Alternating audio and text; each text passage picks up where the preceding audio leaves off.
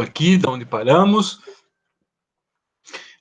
Aqui o que temos? Temos várias curvas e em transformação com tempo contínuo.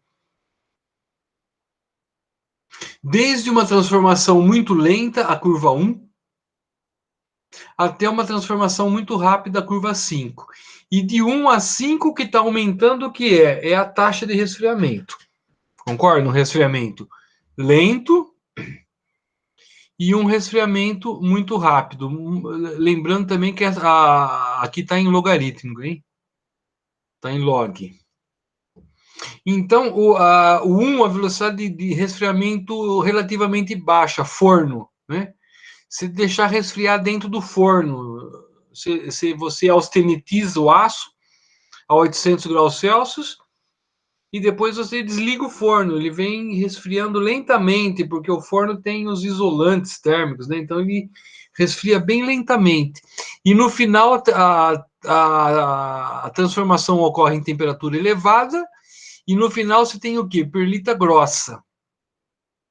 Se você aumentar a taxa de resfriamento, por exemplo, resfriar em ar, tira do forno e deixa em ar resfriando, que é o chamado tratamento de normalização, né? Esse daqui é o recozimento, 1.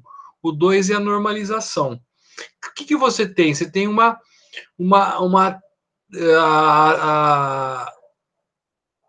a transformação vai ocorrer numa temperatura um pouco menor, mais rápido. Portanto, você vai ter aqui a perlita fina em 2. Né? Em 3, olha interessante, 3, que foi a pergunta, acho que foi sua, Renan, que você perguntou? Foi, professor. Olha lá, olha, você passa por I. Passa por I, mas não passa por F. Significa o quê? A transformação é parcial. E aí a temperatura abaixou, aí não forma mais perlita. Forma aqui em cima. Depois aqui não forma mais perlita. Então vai ficar metade perlita, metade austenita sem transformar. Até que, chegando em MS, ou chegando nessa região aqui, ela vai transformar o que faltava. Percebe? Aquela austenita vai transformar aqui embaixo. E no final você vai ter o quê? Perlita fina mais martensita. E as curvas 4 e 5, você não tem só martensita. Qualquer coisa acima de 4, qualquer taxa de resfriamento acima de 4, mais rápida que essa curva 4, vai formar só martensita. Então, no final, você vai ter martensita e talvez um pouco de austenita retida, porque a transformação nunca é 100%, nunca termina 100%, né? Quer dizer, na maioria das vezes não termina 100%, não é que nunca termina, pá. A maioria das vezes não termina, fica a austenita retida. Peças com dimensões grandes, a velocidade de resfriamento é diferente na superfície e no núcleo. Professor. Então, oi. Desculpa de interromper. Nessa curva 3 aí, que fica um pouco de austenita retida, seria prejudicial? Vanessa, fica nessa faixa alta aqui. Né? Uma parte transforma e outra parte não transforma. Sim. Não vamos usar o termo retido, não. Fica não transformado, mas a temperatura continua caindo e aqui embaixo ela vai transformar. Tá? Sim, vamos supor que parasse numa temperatura, então, em que ela ficasse retida. Isso seria prejudicial em termos de propriedade mecânica no aço? Aí vai depender de vários fatores, viu, Vanessa? Vai depender de vários fatores, viu?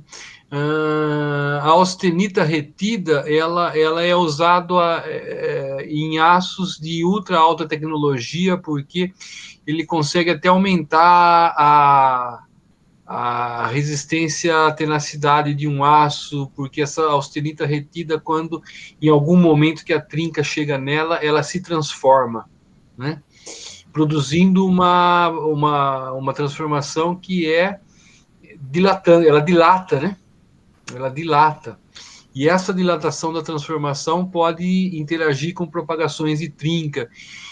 Isso é entre mecânica e mecanismos de fratura. Entendi.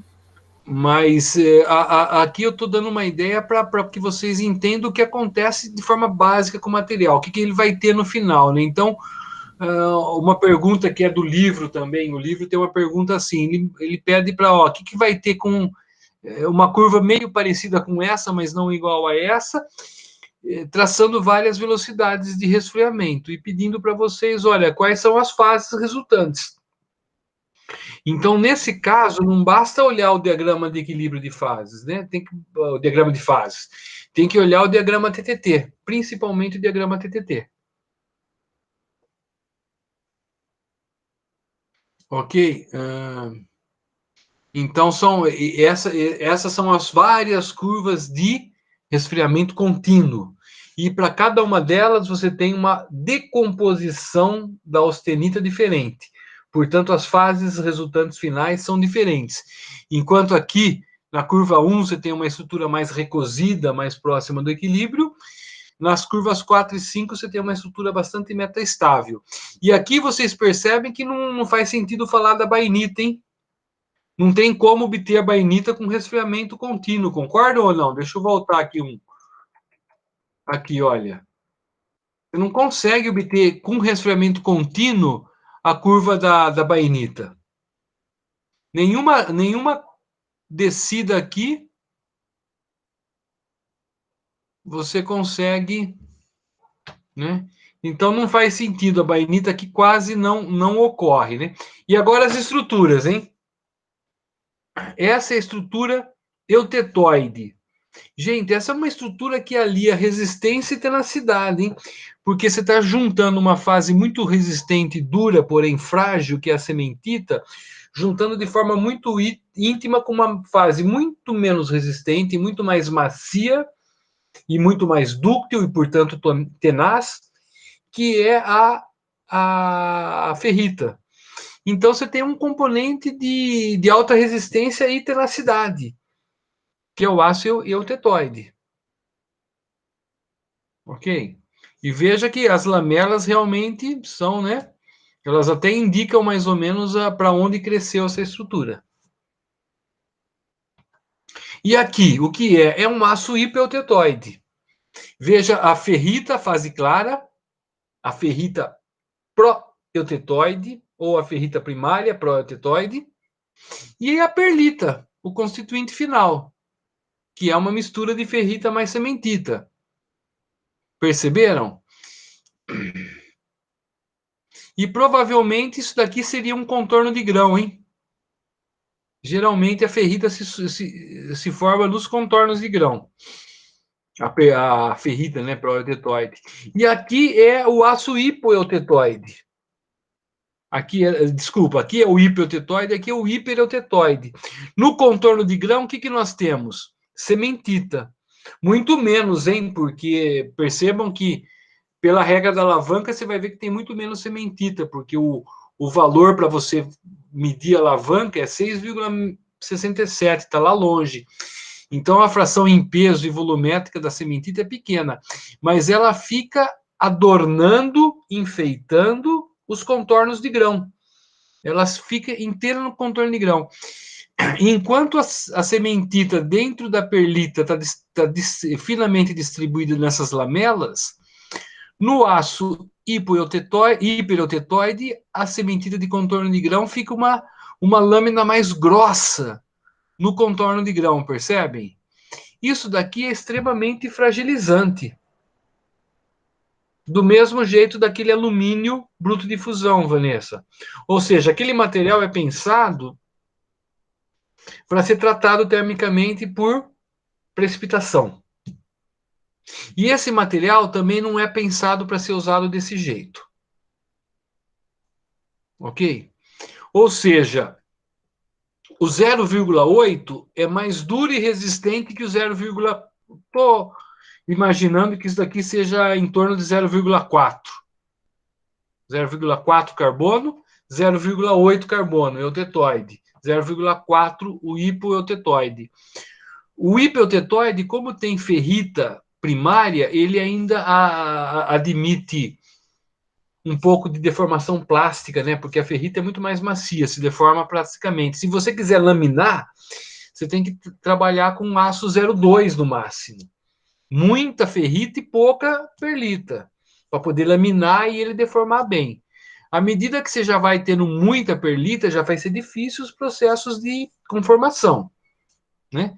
E aqui o eutetoide é o máximo de resistência que você consegue nesses aços sem tratamento térmico, só com a estrutura bruta de transformação. Agora, esse aço hiperotetoide, ele é frágil, porque a sementita está nos contornos de grão, né? Então, esses aços não são pensados para usar desse jeito nessa composição. E aqui, é um aço hipereutetoide resfriado rapidamente em água, né? Formando martensita. Isso daí, quando você... Brincadeira, hein? Mas quando você não entende a microestrutura, é martensita, né? Brincadeira, você nota, às vezes, alguns planos de hábitos aqui. O pessoal que estuda bastante aço consegue... Veja que tem alguns triângulos se formando aqui, né? Os planos cisalhantes, às vezes, formam triângulos. Isso é uma martensita, extremamente resistente.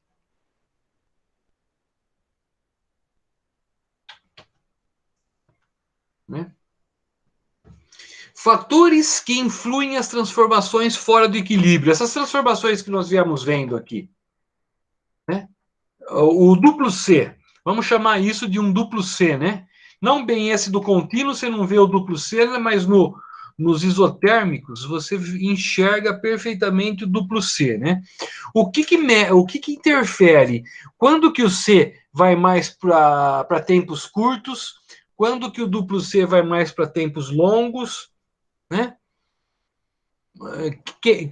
Quais são os fatores que determinam a posição dessas curvas? Vamos lá, então. Composição química, tamanho de grão da austenita, antes da transformação, e homogeneidade da austenita. São os três principais fatores que mexem no duplo C. Composição química, lá, elementos de liga, incluindo o carbono, ou outros elementos de liga como níquel, manganese, os elementos de liga de aço, eles atrasam a transformação, eles dificultam a transformação. Então, eles jogam o C para a direita, para tempos mais longos. Né? Deslocam as curvas para a direita. E as curvas de martensita para baixo. Temperaturas ainda mais baixas.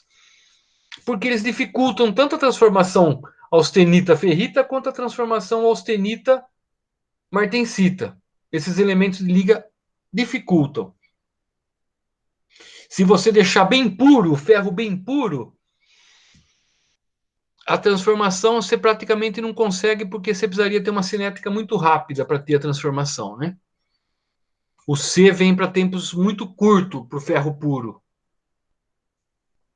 Mas também o ferro puro não teria o carbono que endurece a martensita. Lá na frente a gente vê isso de novo. Então, a composição química, os elementos, né?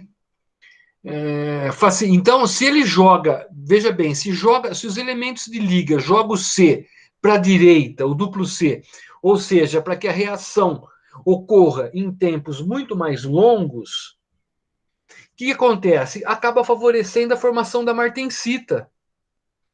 Por quê? Porque você pode ter uma velocidade de resfriamento relativamente lenta, que mesmo assim você não esbarra no início de transformação da perlita ou da bainita. E, portanto, é mais fácil conseguir martensita. Portanto, é mais fácil conseguir a martensita numa região maior, porque você sabe que só a superfície tem máxima velocidade de resfriamento. O centro não tem muita velocidade de resfriamento, o centro da peça, dependendo do tamanho da peça. Mas se o aço tiver as curvas CCC muito para a direita, até no centro você consegue formar a martensita. Percebe? Bem isso? Podem modificar significativamente a forma das curvas.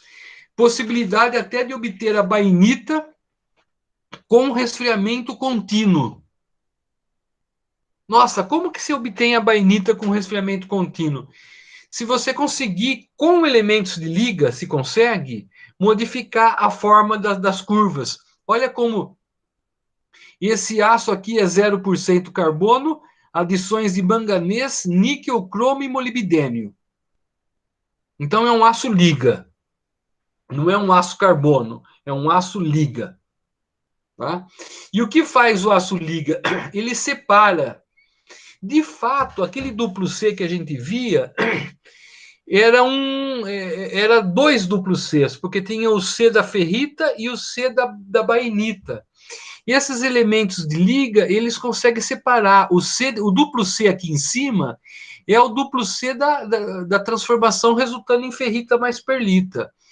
Enquanto que o C aqui de baixo é a transformação da bainita, porque nessa faixa de temperatura, em torno de 400 a 500 graus Celsius, a temperatura é muito baixa, não dá para formar ferrita mais perlita. Então, nessa faixa de temperatura, você forma bainita. Então, percebam nesse diagrama quantas distintas fases vocês conseguem formar numa mesma peça. Você pode vir com um resfriamento muito lento aqui na frente e formar só perlita grosseira ou até perlita fina, mas sempre aqui tem essa primeira linha aqui é da ferrita, né? E a segunda linha é da perlita. Então você pode formar ferrita mais perlita. Se você vir um pouco mais rápido, você forma ferrita, mas não chega a formar perlita. Depois você sai aqui nesse vazio e entra aqui na transformação bainítica. E consegue sair aqui no final. Significa que você vai ter ferrita mais bainita, sem a perlita. Você pode vir aqui mais rápido e ter só bainita. Ou você pode vir aqui ainda mais rápido, ter bainita com martensita. Ou você pode vir mais rápido de tudo, ter só martensita. Então é possível formar com um aço desse, com essas características de TTT, de curva TTT, você consegue formar só martensita, mistura de martensita com bainita, só bainita, mistura de bainita com ferrita e mistura de bainita com ferrita com perlita. Né? Você tem várias possibilidades aqui de transformações. E tem uma questão disso no livro, hein? Tem uma questão disso no livro. Traçando várias curvas e pedindo a leitura. Então, gente, a dica é o seguinte: passou no início e diga que iniciou a transformação. Se não cortar o segundo C, a curva final, não terminou a transformação. Então, ele vai transformar em outra coisa mais para baixo. Ou bainita ou martensita. Ok? Passou por uma dessas curvas aqui, essa daqui que é a curva final, ou essa que é a curva final, passou por aí e terminou a transformação. Ok? Entenderam esse conceito? Né? E o tamanho de grão, gente? Tamanho de grão. O que faz com o duplo C? Vocês acham que o tamanho de grão traz o C para a esquerda? Se você diminuir o tamanho de grão, você faz a reação ser mais rápida? Ou se você diminuir o tamanho de grão, você faz a reação ser mais lenta?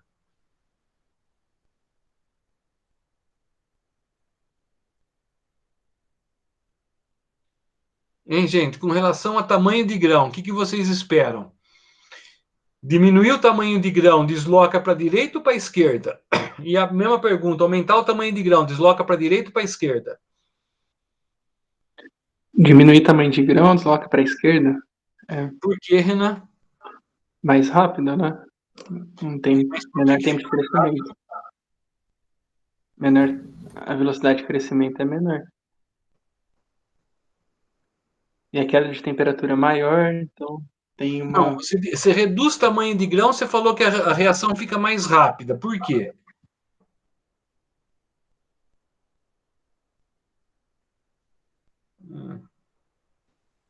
Aumenta o volume de região energética, não? Mais energética, facilitando a nucleação da perlita. Quanto menor o tamanho de grão, tem mais área de contorno de grão, concorda? Então, Sim. viabiliza uma nucleação mais rápida, né? E crescer tamanho de grão dificulta a transformação, porque você reduz a área de contorno de grão, que são os sítios de nucleação, as regiões favoráveis para a nucleação. Então, o material perde região favorável de nucleação. E isso é o grande problema da soldagem de aços.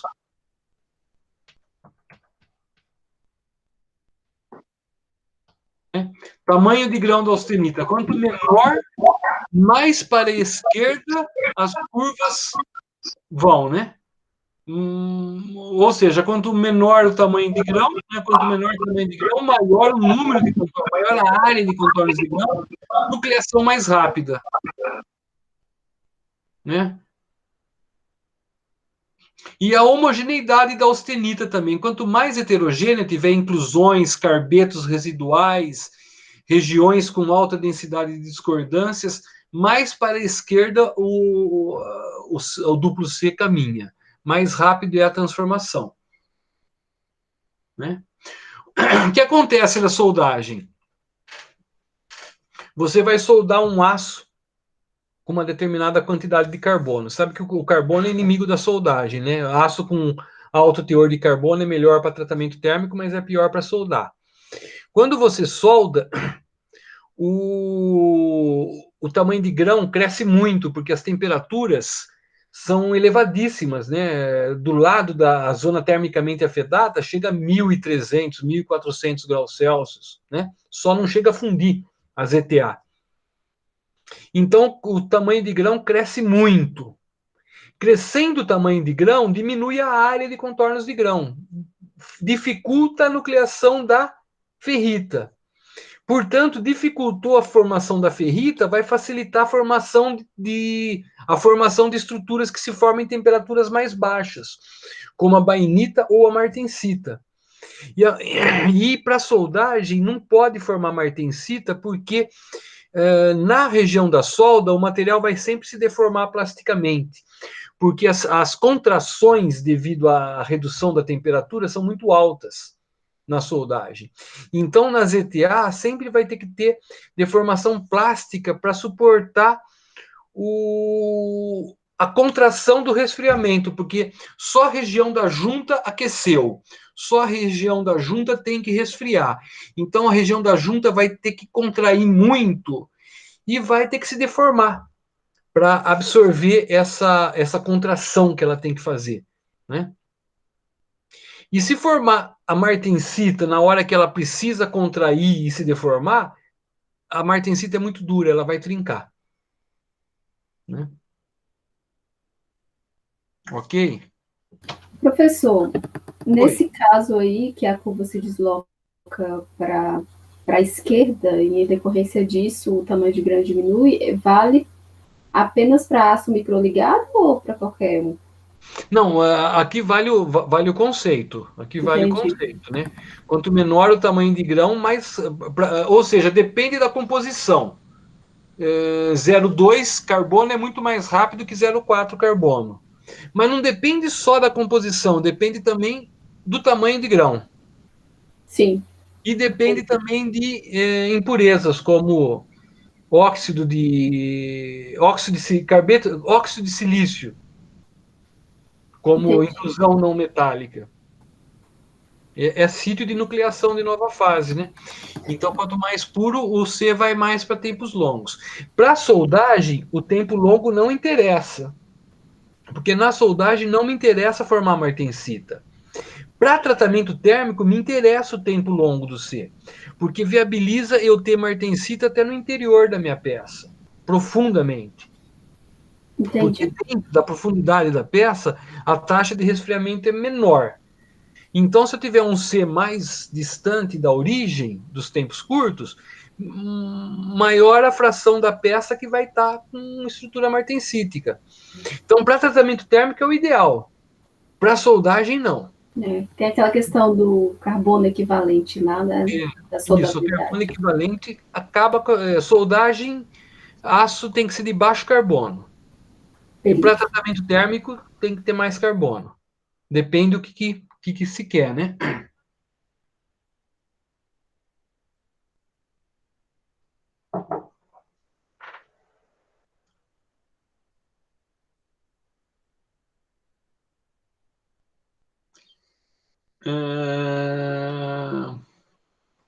Então, temos aí, né? Transformações dos aços fora do equilíbrio termodinâmico podem surgir fases metastáveis, bainita e martensita. Conferem aos aços maior dureza e resistência mecânica. Então, vamos falar da martensita agora. A martensita se forma-se com o resfriamento rápido. Em inglês se diz diffusionless, sem difusão. É uma transformação que prescinde de difusão no estado sólido, né? Difusão de longo alcance, obviamente, né? Não há tempo para difusão do carbono para fora da austenita. A austenita cabe muito carbono e na austenita formando perlita, o carbono sai e vai para a cementita. Mas no resfriamento rápido esse carbono ele fica congelado, ele fica onde ele está, ok? Então você consegue obter uma supersaturação, tem muito carbono na estrutura onde já não cabe mais, né? E você tem uma estrutura deformada, um tetragonal, um cúbico, né? Tetragonal de corpo centrado. Não é cúbico, tetragonal é quando um eixo é maior que o outro. Então, essa estrutura, você vê que é um corpo centrado, o átomo claro é o de ferro, né? E o átomo escuro são as posições que o carbono pode ocupar. Nem todas estão ocupadas por carbono, hein? Senão seria muito átomo de carbono aí. É bem menos, né? Mas são as posições que ele ocuparia. Então, você tem não é um cúbico de corpo centrado, é um tetragonal de corpo centrado, a martensita. E quem causa a tetragonalidade, esse aumento de um eixo em relação ao outro? É o carbono que fica aqui em solução sólida. Ele não deixa chegar na posição. Esse esquema aqui, esse desenho da estrutura cristalina mostra bem como é que é a transformação martensítica. Nós vemos aqui a estrutura cúbica de face centrada da martensita. Só que duas células unitárias, né, vizinhas. Estão enxergando? Né? O átomo claro é o ferro. E o átomo escuro é o carbono, mas, de novo, eles não estão em todas essas posições, né? Porque se estivessem em todas essas posições, teria 50% atômico. Isso não seria um aço. Né? Então, o átomo de carbono vai ficar em algumas posições. Perceba que aqui no meio, bem aqui, existe uma estrutura tetragonal, né? É uma outra célula unitária dentro da mesma estrutura que você pode abstrair e enxergar ela. Pode ver, tem esse eixo aqui é maior, porque aqui é A raiz de 2 sobre 2 e aqui é A. Né? Então, um lado é A raiz de 2 sobre 2 e o outro lado do cubo, né, que não é mais um cubo, é um tetrágono, é A. Então tem um lado muito maior que o outro aqui, ó. Esse lado é A raiz de 2 sobre 2 e esse lado é A. E o carbono está por aqui. Na hora que ele quer se transformar, ele quer sair dessa estrutura e chegar nessa, e se não tivesse carbono, ele faria isso sem problema. Essa estrutura aqui é esse colapso de planos, né? Esse plano chega perto um do outro e forma nova estrutura. A estrutura CCC da ferrita. Né? É esse tetrágono, essa peça tetragonal, que vai se transformar nessa peça cúbica e transformar assim de austenita para ferrita. Só que o carbono no meio do caminho não deixa essa transformação terminar. Então, o carbono do caminho ele fica deformando a estrutura cúbica, transformando ela num tetrágono. Entende? É o carbono que faz essa alteração da estrutura. Se fosse um material puro, a estrutura martensítica seria igual à estrutura ferrita, da ferrita, percebe? Porque é a cúbica de corpo centrado que é a ferrita. Só que nesse caso ela teria vindo de uma transformação martensítica e não da clássica nucleação austenita para ferrita, controlada por difusão, por nucleação e crescimento. É uma transformação instantânea, mas o resultado é o mesmo, é uma estrutura CCC, cúbica de corpo centrado. Só que tem carbono, e o carbono vai ficar no meio do caminho, vai ficar preso nessas regiões e vai deformar a estrutura. Ok? E aí ele deforma o eixo, né? A tetragonalidade depende do teor de carbono. Tem essa equação aqui, né? A relação entre C e A é 1 mais 0,0467 vezes a fração de carbono. Então, quanto a zero carbono, o eixo C é igual ao eixo A. Conforme vai entrando carbono, os eixos vão ficando cada vez mais diferentes. Percebe? Porque vai tendo mais carbono para alongar o eixo C. Percebe? Vai tendo uma fração maior ocupando essas posições aqui. Entenderam? Essas posições aqui do carbono. Aumentando o eixo C. Né? E é esse aumento que causa o aumento de dureza. Essa deformação da estrutura. Olha lá. Quando a porcentagem em alfa é desprezível, a estrutura torna-se CCC. Quando o carbono é aproximadamente zero. Ok? E o resultado disso em propriedade mecânica é isso daqui, olha. Quanto maior a porcentagem de carbono, né, maior a diferença de eixo e maior são as propriedades mecânicas. Até chegar em 0,6. Acima de 0,6 já não aumenta mais. Para aço carbono temperado, o aumento da dureza atinge um nível máximo com 0,6. A partir disso, não aumenta mais a resistência. Isso porque, a partir disso, a transformação martensítica começa a não terminar. Quando você vai colocando cada vez mais carbono, você só tem o início da aquela temperatura de início da transformação martensítica acima de zero. A temperatura de 90% ou final de transformação martensítica vai para temperaturas negativas. Portanto, a transformação não se completa mais. E quanto mais carbono você coloca, mais você estabiliza a austenita. Você vai ter uma mistura de martensita com austenita estabilizada com bastante carbono. Né? E isso impede o aumento da dureza, porque quem aumenta a dureza é a estrutura da martensita.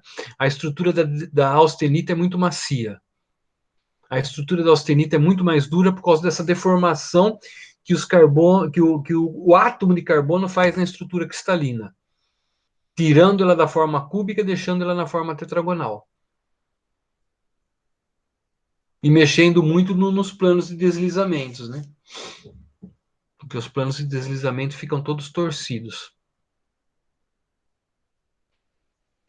Entenderam esse conceito do endurecimento por transformação martensítica no caso de um aço, que é uma liga ferro-carbono? Sim. Porque em titânio, nós temos também fases martensíticas em titânio, só que não são fases mais duras, são fases macias. Você tem dois tipos de martensita no titânio, a chamada alfa-linha e a alfa-duas linhas.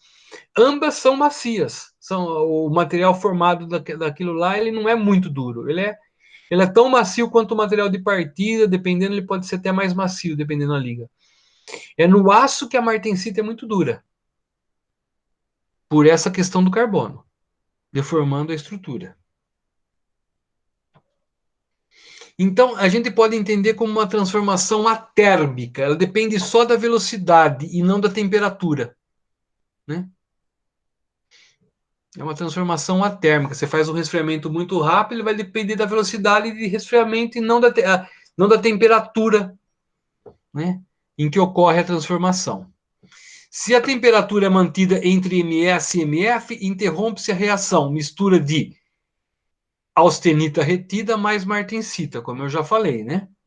Martensita, supersaturação de carbono, maior energia, mais metastável a martensita. Tendência a transformar-se se for fornecida energia de ativação, em outras palavras, aquecimento, né? No aquecimento, a martensita vai ser instável, porque ela é metastável, né? E com o aquecimento, ela vai se decompor. Aí é a decomposição da martensita, que é o chamado revenimento, hein? O carbono sai para fora da martensita e precipita carbetos, né? Aquecimento da martensita, que é a decomposição da martensita, temperatura muito menor que a temperatura eutética, hein? Você tem o revenido, o tratamento do revenimento, é uma adequação da dureza. Se abre mão de dureza para ter mais utilidade, porque a martensita ela é tão dura que ela se torna muito frágil. Então você faz um revenimento para diminuir dureza e ganhar tenacidade, senão não tem como usar. E você faz isso com temperaturas mais baixas, né, mais próximas ao martensite starting, né? Parte do carbono sai da estrutura, formando carboneto de ferro, o chamado carboneto epsilon, que é um Fe 2,5.C. Veja que não é a ferrita, parecido com a ferrita, mas é uma fase metastável. A ferrita já é metastável, essa é mais metastável ainda, né? A martensita restante apresenta-se com menor teor de carbono, né?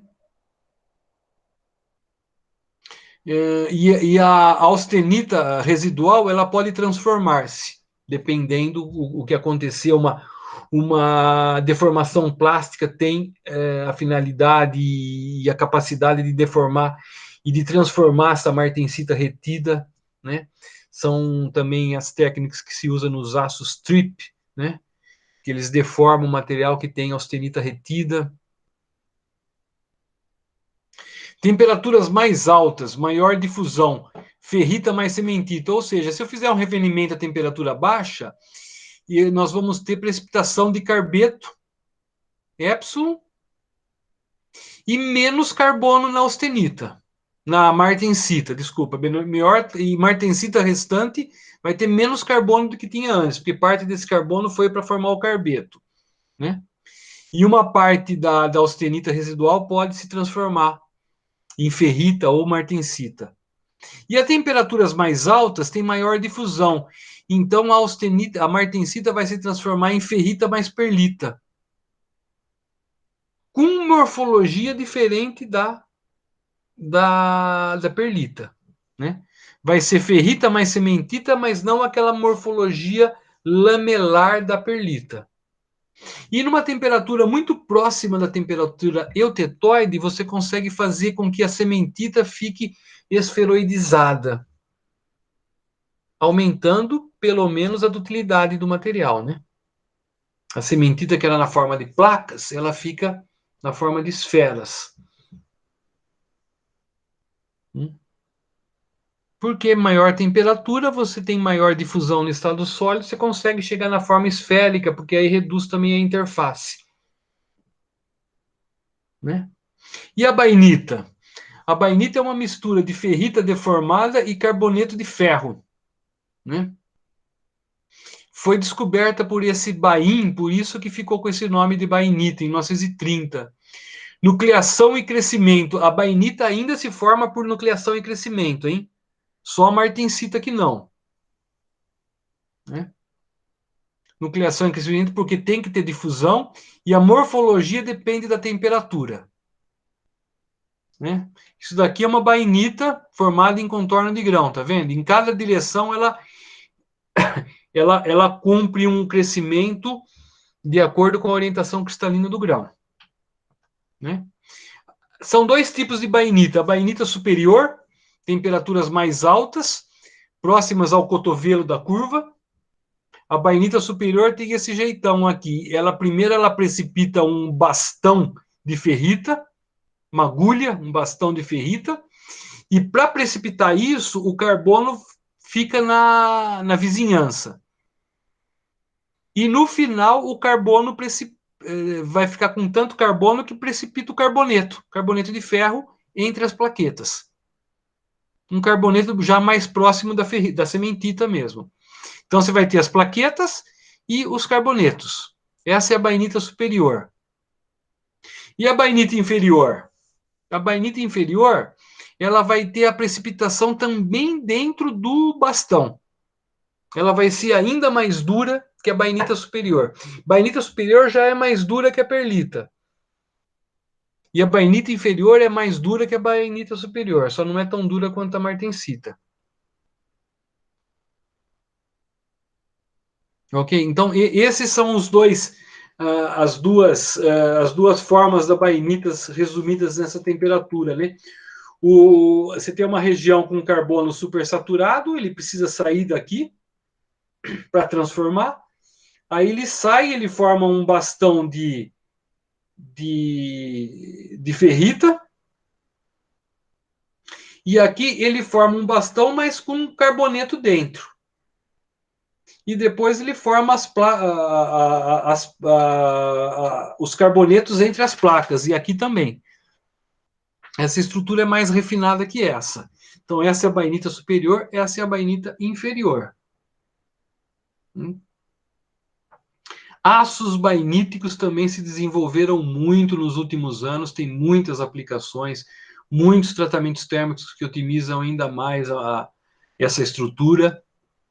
É um campo muito vasto, o campo dos aços bainíticos também, tá? Isso daqui é só uma aula muito básica, mostrando a diferença do que é a bainita superior e a bainita inferior num aço carbono, né? Aço ao carbono. E aqui, de novo, né, a microestrutura da bainita, né? Constatada a existência de faixa de temperatura, né, de gama por bainita, né? Tem a bainita superior e a bainita final, né? Aquela start final, né? Então, existe uma faixa de temperatura em que a bainita se forma. A transformação entre a bainita superior e a bainita inferior, né? Uma parcela de gama não se transforma, uma parcela da austenita não se transforma. Para um aço carbono, a temperatura alta, próxima do cotovelo, pode ocorrer a transformação da austenita retida em perlita. E em temperaturas mais baixas, a austenita retida pode se transformar em martensita. Então, tem uma faixa em que ela não se transforma em bainita. Ok? E propriedades mecânicas para ir fechando a aula.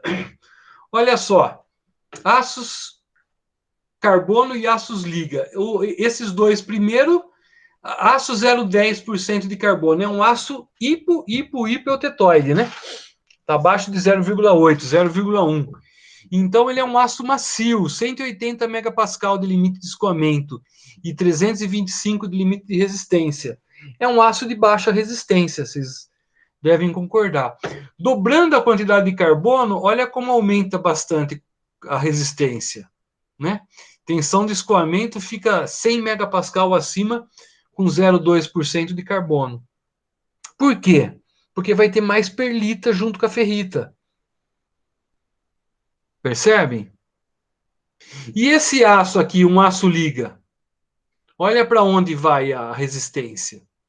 Já começamos a falar de aços de alta resistência, não de ultra alta resistência, mas de alta resistência, né? Que é um aço que você pode ter uma mistura com ferrita mais bainita e até ferrita bainita com martensita, dependendo do resfriamento. Nesse caso exatamente não está dito qual é, né? Aços carbonos e temperados. Agora, olha o aço 2 temperado. O 0,2, que era 295 limite de escoamento, temperado, ele praticamente dobra.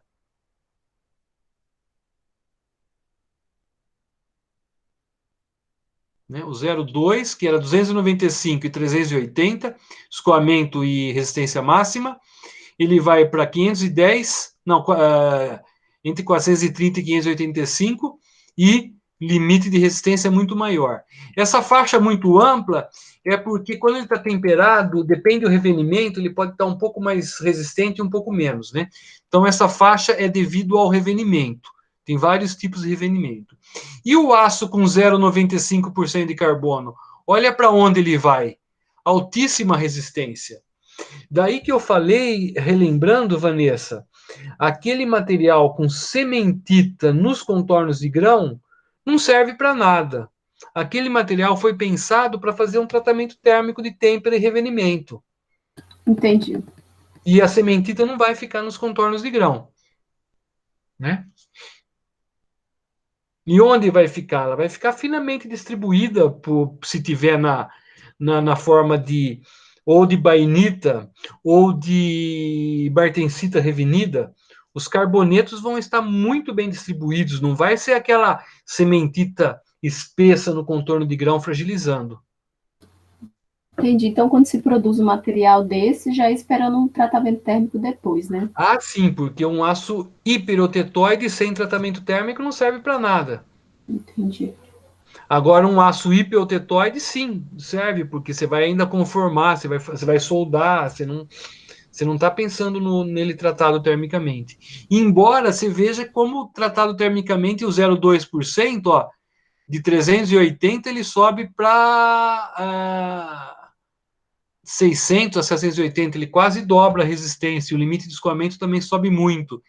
De 300, né, 295, quase 300, para em torno de 500, quase 600, né? Praticamente dobra. Então, é essa a ideia. Esse tratamento térmico, produzindo ou a bainita ou a martensita, aumenta muito a resistência do material. E agora, se não for para fazer tratamento térmico, você vê que 0,1 e 0,2, quer dizer, quanto mais carbono tiver, para um aço não tratado termicamente, mais resistente ele vai ficando. Até 0,8, porque no hiperotetóide ele fragiliza.